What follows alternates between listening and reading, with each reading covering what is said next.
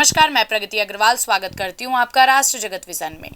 छत्तीसगढ़ के उत्तर बस्तर के अबुझमाड़ में माओवादियों और जवानों के बीच मुठभेड़ में सुरक्षा बलों ने बड़ी कामयाबी हासिल की है।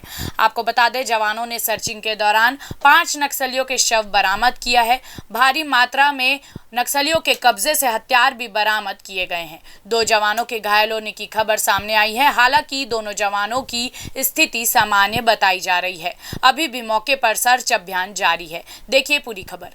जानकारी के मुताबिक नारायणपुर कांकेर के उत्तर अबुझमाड़ क्षेत्र में नक्सलियों के होने की सूचना सुरक्षा बलों को मिली थी।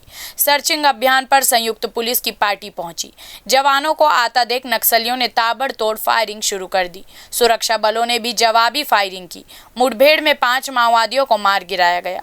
5 के शव को बरामद कर लिया गया है।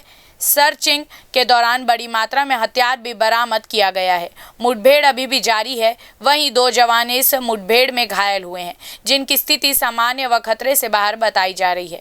दोनों जवानों को बेहतर इलाज के लिए रेफर किया गया है।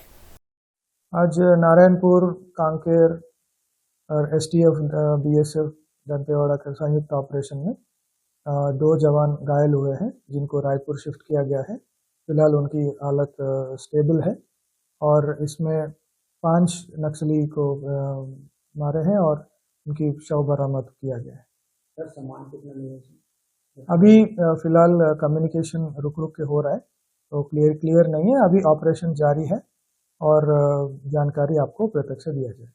नक्सलियों को सर इसमें और बरामद होने की क्या आशंका? अभी ऑपरेशन जारी है, तो बढ़ भी सकता है या नहीं भी बढ़ सकता है।